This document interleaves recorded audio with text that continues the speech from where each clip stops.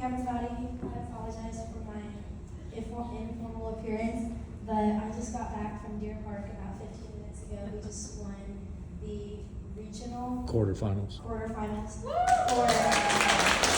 senior varsity tennis. But this is my presentation for support for veterans cemeteries. So for my presentation, I worked with the National Houston Cemetery, which is a place I've been volunteering at since I was in 7th grade. I volunteered at Race Across America every single year, and I decided to do my Gold War project with them to raise awareness for the lack of volunteering that is done at cemeteries, and I focus on military cemeteries across the United States.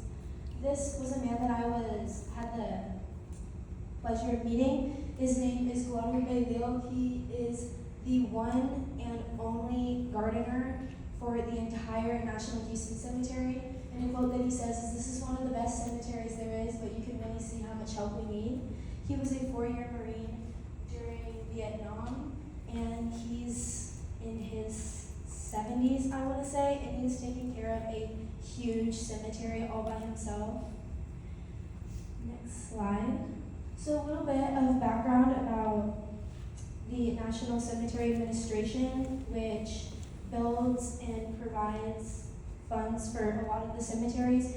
The National Cemetery Administration is a branch of the United States Department of Veteran Affairs.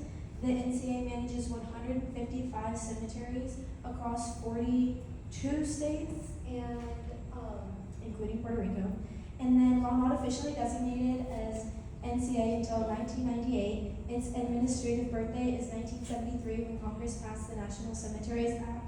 This legislation created an agency within the Veterans Administration to oversee the national cemetery system, which dates to the American Civil War. Next slide. So about the NCA, more information is that there are 155 national cemeteries, 6 of which reside in the state of Texas. Texas is big. So nearly 23,000 acres from Hawaii to Maine and from Alaska to Puerto Rico are devoted to memorializing those who have served the nation, and more than 1.7 million people visited a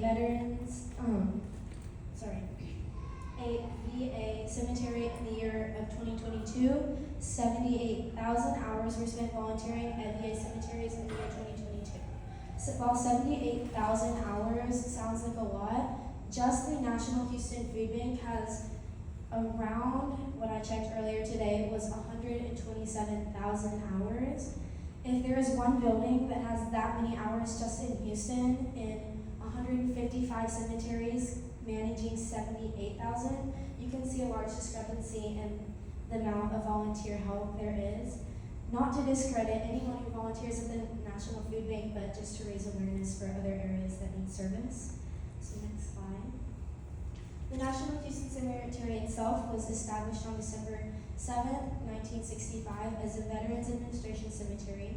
It became the National Houston Cemetery in 1973 after the passage of the National Cemetery Act, and it covers approximately 420 acres of land and houses 1,100,000 graves. So if you think back to the man that I met, Lupe, he takes care of 420 acres of land. He's there every single day, and not just 5 days a week, 7 days a week, because he has many projects. They are behind by over 2 years in the amount of projects on grounds that they were planning, that they had, set out to plan to do. My project, which is one of the projects that I was able to accomplish, and there are many more that still need to be held. So next slide. My project specifically at the cemetery was I planned, designed, and planted flowers at the entrance of the cemetery as a beautification project that would help the cemetery accomplish a project that has been far out of their reach. This specific project was something that they planned to do 2.5 years ago and never got around to being able to do it. While my project seems small, it is something that provides, a nice thing to look at, or a nice entrance for people to see as they come in to memorialize their lost ones and loved ones. This project has been on their to-do list forever, and I was able to make it happen. This is not what my project sums up to, making awareness to volunteer organizations that have the ability to help the cemetery and other cemeteries in our country. Next slide. So again, what my project aims to solve is the National Cemetery, like many others, is understaffed and needs volunteer help. Their staff team is not very large because many people, it's a drive for them, or they just don't even need a lot of staff, they need a lot of volunteer help.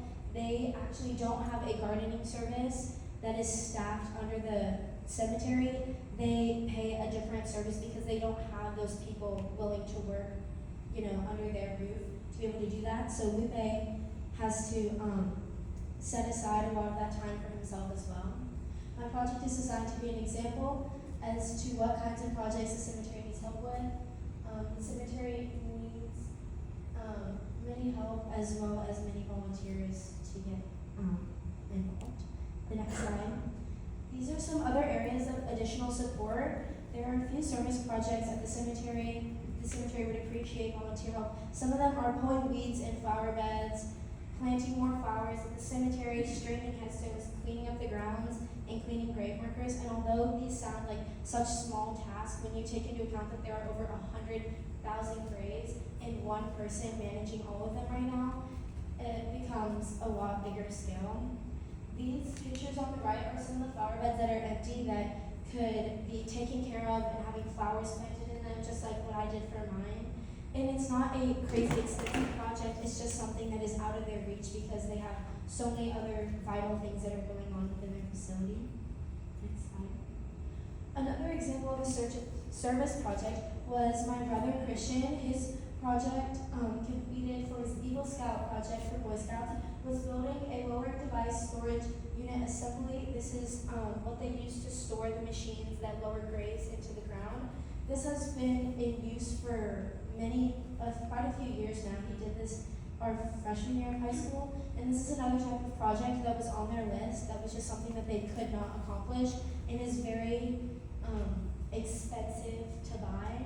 So him helping them out with this project was very well appreciated. Next slide. These are other ways to get involved that are a lot easier for big groups who volunteer. Wreaths Across America, like I said, is something that I've been doing for 5 years now. This year will be held on December 14th at 11 a.m., where there will be a ceremony and then laying of the wreaths afterwards. And then another opportunity was the National Day of Service. While this has already passed, I was able to participate in it, and it was something that was truly special. They have other events like this throughout the year, and you can find them on their website and choose to volunteer if you feel so inclined. Slide. These are pictures from the National Day of Service. In the top left is me cleaning a headstone. I think my dad and I cleaned well over 100 headstones that day. There's pictures from the ceremony, and then the guy in the middle, he is straightening headstones. This is something that, over time, as the ground moves, this is something that needs to be done, and it's very, very hard for Lupe to get out there and straighten over 100,000 headstones. It's just not possible for him. So that's why volunteer help is greatly appreciated. Next one. This is an update picture of my flower beds as I did that a couple months ago. This is them. I think this was a month later. They're still definitely growing, but that was just a picture to show you all. Next slide. If there's any questions about my project, I will answer them now.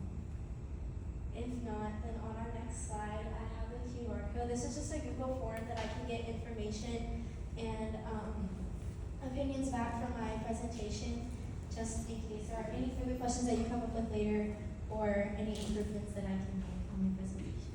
Thank y'all for having me, and have a blessed evening.